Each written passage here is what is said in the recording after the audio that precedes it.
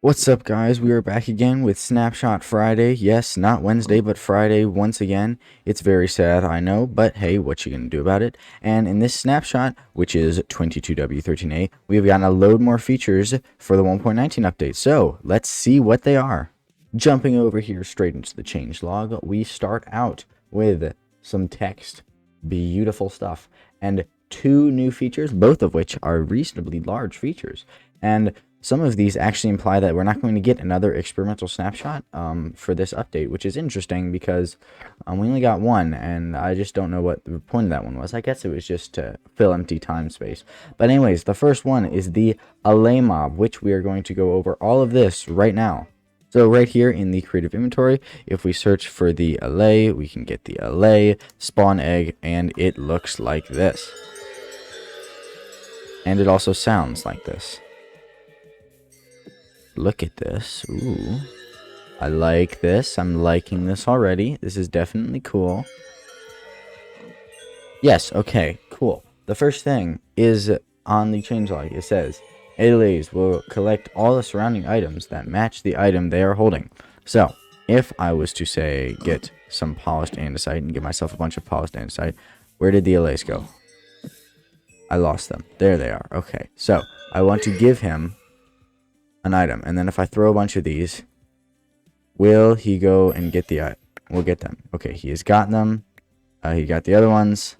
And look at that, he gave them back to me. And if I right click him with an empty hand, he's not holding that item anymore. So I can give it to him and then say throw all these out. And then he's picking them up and coming back. Sometimes their AI is a bit weird, but that's intentional. And oh, look at him throwing them. That's so cool. The whole, like, he throws them, and then where's he going? There's still stuff. Let me get a new one. Come on, throw them to me. Give me the things. Oh, that's so cool. He's just spitting them out. Nice. So I haven't actually checked these guys out on Bedrock Edition. Okay, and this guy came back too. So it seems like they've got some sort of cooldown. Uh-oh. Okay. That's good. Alright, the next function with the ALLAY is the note block. So, if I spawn an ALLAY and then click the note block, this will become the ALLAY's favorite note block for the next 30 seconds. So, you can see they're all kind of going to chill over here. And then for the next 30 seconds, they're going to stay near the note block. And while it's their favorite, if they end up with items, so yeah, this guy is going to pick up the items. Instead of giving them to me, he's going to give them to the note block because this is his favorite note block for 30 seconds. But after 30 seconds, he'll go back to giving them to me. Unless I play it again, in which case it will become his favorite again. And yes, and so what I could do is end up like if I built a wall right here. And just came in like this and then went into our redstone tab and got a hopper and placed it right here. Then, when I threw all of the items out over here, and made sure that this is their favorite note block, then this guy who has the andesite here, I'll make another few ALLAYs. Take andesite. They should come over here and pick this up, and then, if this is their favorite note block, they'll put it in the hopper. Is it going into the hopper? Yeah, it's going into the hopper. So nice, it's going into the hopper. So, this is how you can automate. The thing is, you just have to have something that will activate the note block. So maybe like some observers facing each other. Like, if you did this and then came in like this. That's gonna get on my nerves really quickly. But, they still should be coming over here. But yeah, sometimes they kind of get disinterested for a few seconds after returning that. Can I... Oh, wait, no. Wrong thing. There, that's the right thing. There. Haha, now I can't hear it anymore. It's not going to annoy me. So, they should end up doing this. It's still a snapshot, so they are going to definitely be weird. But generally, they'll figure it out eventually. Maybe I need to... No, okay, that's fine. And so I guess if this is going, they should continually be with this as their favorite. You can see they're not, like, flying off anywhere. They're definitely staying near the note block. They're not seeing these items. Maybe it's because the tree is in the way and they just can't see through the tree. That would definitely make sense. But either way, this is definitely a cool mechanic, and it's not going to like completely replace hoppers, so you don't have to worry about like nobody's ever going to use hoppers again because now we have ALLAY. We definitely will be, hoppers are definitely still very much useful. Yeah, see, they're going for these andesite. They're not going for these. I think these are just like out of sight because of this tree. Bad placement on my part. What if I just... my inventory problems. Okay. There. And then maybe they'll see those and put them in the hopper, and the hopper is like, you know, filling up. Oops. I was picking up those items. Yeah, and look at this. They're dumping all the items in. So yeah, this is definitely cool. This is definitely a really cool feature. I like it. It definitely fits into Minecraft, I think, really well. And it's very unique, which is what we always like to see. So, on to the next thing, which is where to find the ALLAY. If I go to a pillager outpost, which is right here, you see these cages. Sometimes these cages that have the iron golems will spawn with ALLAY inside. So we got 3 this time. All of them had iron golems and no ALLAY, but we're gonna try another one. And here is the next one, and it's right here. Did we get an ALLAY? Iron golem. This one is empty, which makes me think they tried to spawn an ALLAY. But from the things that I've seen online, this is really bugged out. The other way that you can get an ALLAY is in a woodland mansion. So if I locate mansion, and the mansion is right there, teleport. I have heard this will crash your game if you do it. Hopefully it doesn't crash my game. Hey, it didn't crash my game. Haha. I'm better. No, I'm not. From all the videos that I saw, it has crashed people's games. So they can also spawn in the woodland mansion in the basement area where like their locked cells are. You might have seen it if you've done a lot of woodland mansion exploration. They've got this room somewhere in it that's like, you know, there's like a iron door and stuff is locked in there. So now that I have night vision, can I find it? It is not that room. This mansion might not have it, which would definitely stink. Yeah, I don't think this mansion has it, which definitely stinks. Here, I'll try to find another one. Give me a minute. Okay, so I just tried to teleport to this mansion, and my chunks are definitely not loading in, so I might be experiencing this bug. In fact, you see, like, there's no UI. All I can see is the sky. If I try to save and quit, is it going to crash? I believe the answer to that is yes, because I've been seeing this saving world screen for way longer than I should have at this point. So I'm going to have to forcibly close the application. But I will be back with you in a moment. Let's go on to the next change, which is the ancient cities. I am ready on Minecraft to create a new world, so we are going to look at that. I'm pretty sure the old one is permanently corrupted, because, yeah, snapshots. But next thing is the ancient city, which has now come over from the experimental snapshots, is now in real snapshots, which means it is closer than ever to being finished.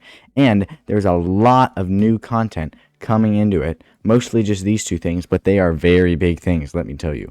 So I am now creating a new world so that I don't have to deal with any corrupted world business. And as soon as we jump into this world, assuming it loads, thank you very much. As soon as we jump into it, we are going to locate this thing. So now I just have to wait. And the waiting is now over. We are here inside of the world. Yay us. And then we just say /locate ancient city.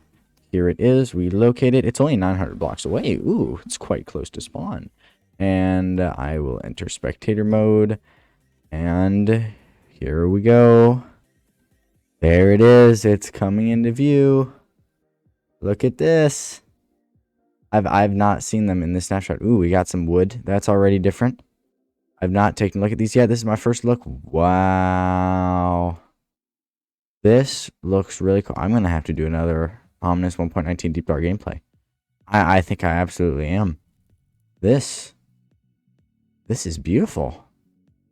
Yes, I'm going to have to make a part 2 on my video. Ooh, we got some new stuff. But what was this business about loot tables? Well, let me put myself back into creative. Where could I find some loot? Wait, I can't see. Oh, there's changes to the Skull Shrieker in the snapshot that we're gonna look like. Oh, cat, bottle enchanting, glowberry, soul torch. This is a That's slightly good loot. It's not necessarily the good loot that we're looking for. A notch apple, though. Yes, please. Saddles are good. Leads are also good. Regeneration 2. That's pretty good. But the notch apple. Ooh, baby. Notch apple time. I like this loot table. Even if the notch apples are really, like, common in here, it's so worth. Like, ooh, and other side too. And Death Strider. That's reasonably good. Other side, though, I like this. Oh, I am really liking this snapshot. In fact, let's give ourselves night vision. There we go. And more loot. Shriekers, lots of berries, and diamond horse armor. That's pretty nice. Not that anybody uses horses, but if they did, you know, it'd be cool. We've seen these structures before. We're going to look at the structures again in a minute. But right now, I just want to check out the loot tables. Amethyst. Ooh, I like. More diamond horse armor. Regeneration. Regeneration could definitely be useful in this place. More other side. This looks like it's going to be the best place to find other side. And maybe even the best place to find the warden. No, maybe even the best place to find notch apples at this point, depending on how common there are. Candles. More regeneration. Skulk. Diamond horse armor. Definitely good stuff. I'm really a big fan of all of this. A compass. Oh, that's interesting. Curse of Vanishing, but Blast brought 4. Curse of Vanishing, Unbreaking 3. What's up with the Curse of Vanishing? Coal. That's not all that good. Unbreaking 3. I've heard there's like some really, really good loot that you can find in here. I've already seen this one. Coal, compass, Unbreaking. Name tag. Name tag is nice. I like name tag. Name tag is solid. I know I could look at like the professional loot tables and stuff. That's a decent set of iron leggings. Yeah, I think generally the loot tables are pretty cool, but now let's look at some of the other stuff added. Look at this structure right here, which also has loot in it, which is reasonably good. Swift sneak, I like that. Fire aspect. Another compass. I'm not sure I get the compass, but it's definitely cool. This looks like a pillager outpost made out of deep slate. Like, tell me if I'm wrong. But that looks very much like that. Same with this whole dark oak. So maybe like the pillagers once lived here before, like, I'm getting into some lore. Maybe like this used to be the pillagers, especially since dark oak. Like, pillagers definitely do the dark oak with their pillager outposts and dark oak mansions. Ooh, more loot. Have I seen this one yet? I might have seen that one already. These things now show up at like the corners, and you've got this going down. We also have light blue wool, which I think is cool. So it's almost like this used to be light blue, but it's just kind of like grayed out over time because it's been here a really long time. Because this is also close to the wood part, but all the rest of the wood has like fossilized over the entire thing. But yeah, now you have like 2 layers of walkways. So you have this walkway right here on the top, and then you also have this walkway here on the bottom. And that's how it is in a lot of these places now. We've still got all of this stuff, which there's our original notch apple. I'm not sure I've seen this one. This was one, okay. But yeah, we've got these wood areas. We also got some wood up in here. We've actually got this wood thing over here, which is like attaching these 2 sections because they've got this moat here.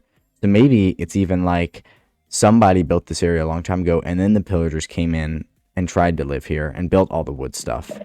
You know, tried to start fixing things up, and then the warden came and killed them, or I don't know. There's definitely a lot of different options there are. This looks different. This looks different where the fire was. I'm pretty sure the fire didn't used to be right there. That's a change. It definitely looks different than it did last time.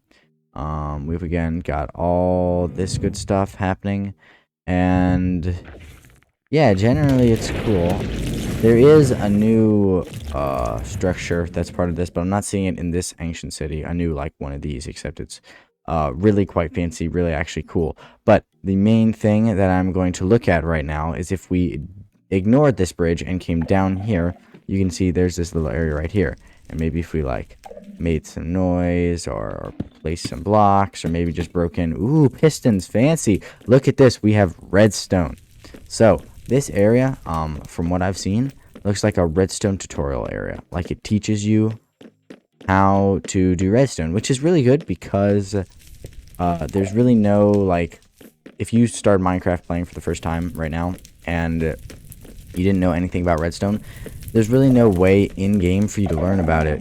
You'd probably have to, like, what you'd probably do is you'd have to, like, go watch tutorials. There's no, like, in-game way to find out how to do things like redstone, but, like, okay, you'd have to put your own book in there. But see, like, it's teaching you things like how the target block works, and how the lectern works, and pulse extending, because,